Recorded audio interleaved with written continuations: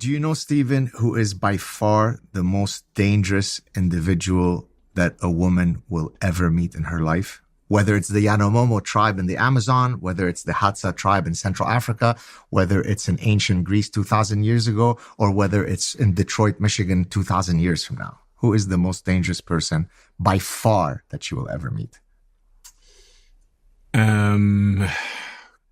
Let me think about this. Who's the most dangerous person she will ever meet?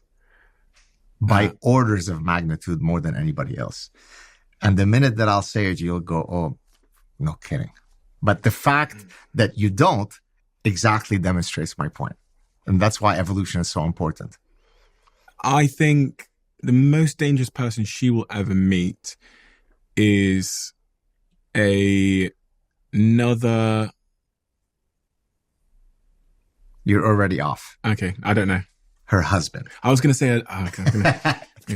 There you go. I was very close because my brain went her future husband. Right. Because I was thinking in the courtship process, that's quite dangerous. Right. So whether it be her long-term partner or prospective long-term partner, right? Okay. So to your point, a husband is the most dangerous. And then the overwhelming number one reason that might drive him to domestic violence all the way to homicide is suspected or realized infidelity. Okay?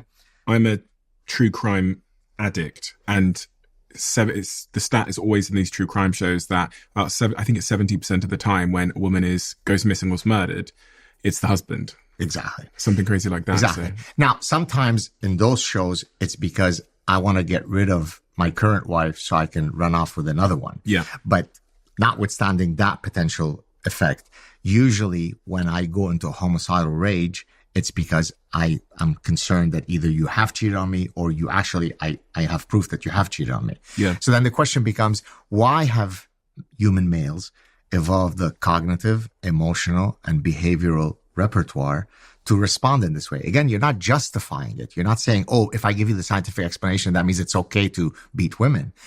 But the reason is because we are a biparental species. Human dads are extraordinary dads in the mammalian context. We're by far one of the most vested dads. Now, we don't invest as much as human females, but we are really super dads.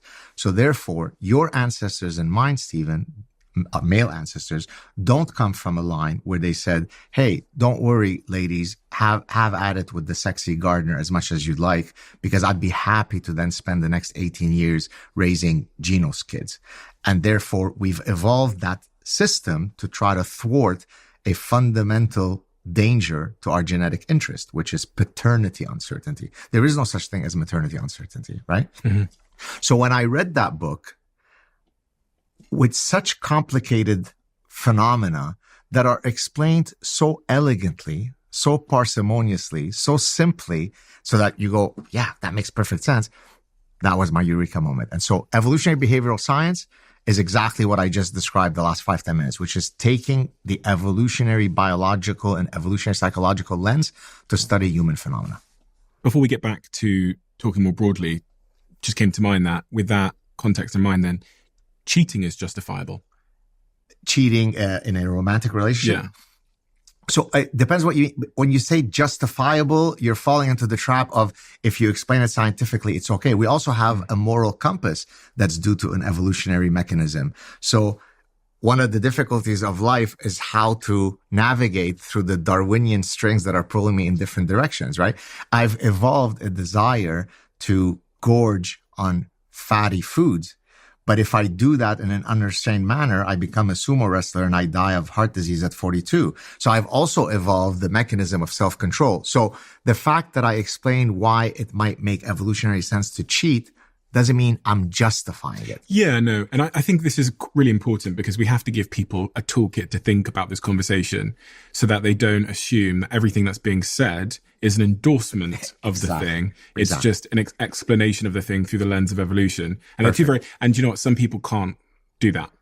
Some people get so triggered by... Those people are called my colleagues. Oh, really? Yeah. That's right. So I just hope everyone listening now knows that everything here isn't an endorsement of a thing. It's an evolutionary explanation for a thing. And Perfect. I'm sure we're both full of biases, so nothing is ever that pure. Exactly. But we'll try and just hope that from here on out, people understand that. When I ask that question about cheating, what I'm trying to understand is, through an evolutionary perspective, is monogamy a normal thing? I'm off and running for the next 10 minutes. You ready? I'm ready. Let me give a little bit of context Sure, here. please. So I've got a lot of male friends, and I see, in all honesty, the full spectrum of relationships. I've got, and this is kind of how I'll describe it, I've got a cohort of male friends that are absolutely faithful, in great relationships, committed to their partners, and have exercised what I assume is a form of discipline to not go after any temptations that they might have. Love that group of friends. Great. Have this middle group of friends that are struggling with all kinds of forces, everything from pornography to maybe dabbling. And then I have this other group of friends who I would categorize as the cheaters, who cheat almost uncontrollably on their partners, uncontrollably. And this is, the spectrum of friends here is about 20 people. Now, I look at that group of friends and I go, who is right? Because morally, I can say the ones over here are hurting people. The cheaters are hurting people, especially if they're found in what they're doing. But who is right from an evolutionary perspective? Well, they all are, in a sense, in that we all have the desire to stray, but we don't necessarily instantiate that desire through overt behavior. Men and women? Yeah, so that's very good. So usually if I were to say, men have evolved a desire for sexual variety, most people, even if they know nothing about evolution, would say, yeah, that makes sense.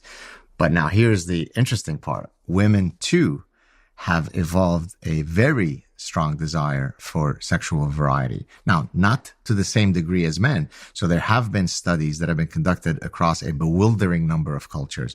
And in every culture that's been documented, men are much more likely to want more sexual partners and so on.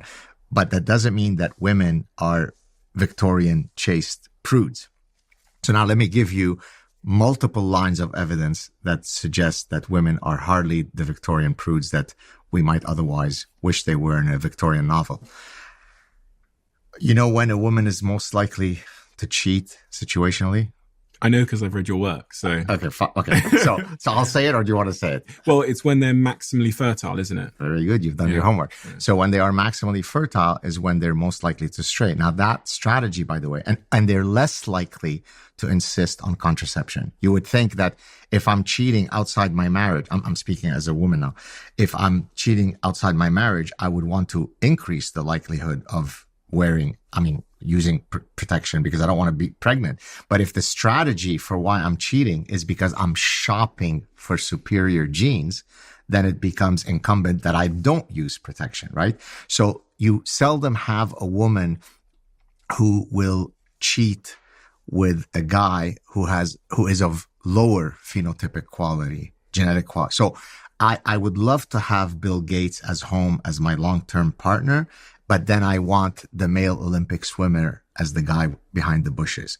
Now, if I can convince Bill Gates that the Olympic male swimmer actually looks a lot like Bill Gates and it's really yours, sweetie, it's you, Billy, you're the one then I won as a woman, I've won the genetic, lottery game. Okay. So it's not that women are not interested in sexual variety. So that's one. Here's another one.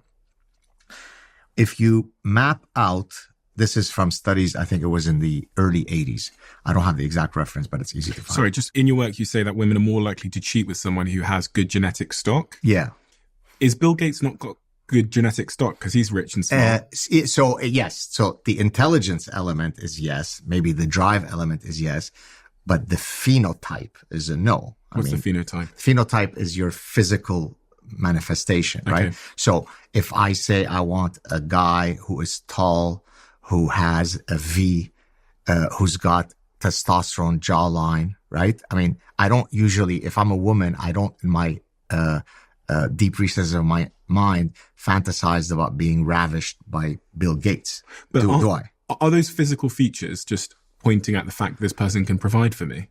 Absolutely. And you're saying, but Bill Gates already provides. Yeah, but there's also what's called the sexy son hypothesis. Bill Gates will not produce, he'll produce kids who potentially, to the extent that intelligence is heritable, will give me intelligent kids, but he won't give me the kids that are brawny, right? And of course, some of us are lucky to have both brawn and brains, but that's a rarity. That's a very kind compliment. Now, Thank you. Now, imagine if I were 4 inches taller. Then, I mean, that's it. I would be crowned emperor. No, but in all seriousness, both men and women are very duplicitous in their sexual behavior. So the idea that monogamy is natural is not true. Now, it is natural in that about 85% of documented cultures have monogamy as an institutional mechanism because we're a biparental species. And almost all the other ones have what's called polygyny, which is a term not to be confused with polygamy. So I'm going to do a little parenthesis and I'm going to come back to the lines of evidence that proves that women like sexual variety as well. So polygamy just means one to many. People use it as synonymous with one man, multiple women, but that's not what polygamy is. Polygamy is one to many, which can take 2 forms. It could be one man, multiple women, which is called polygyny, or it could be one woman, multiple men, which is called polyandry. There are almost no societies where institutionally we have polyandry because it wouldn't make evolutionary sense for that mating system to arise. The only famous case of polyandry is called Tibetan fraternal polyandry. So the word fraternal means that to the extent that there are ecological reasons why we have to tolerate one woman going with multiple guys, it'll be brothers. And the reason for that is because of a mechanism called inclusive fitness, which is that I can increase my reproductive fitness through direct reproduction. I have children and therefore they will share half my genes, but I can also invest in the children of my siblings who share also genes with me, and I could still be increasing my inclusive fitness. So therefore, polyandry need not be a Darwinian dead end because I'm still extending my genes even in such a system. If you love the Diary of a CEO brand and you watch this channel, please do me a huge favor. Become part of the 15% of the viewers on this channel that have hit the subscribe button. It helps us tremendously, and the bigger the channel gets, the bigger the guests.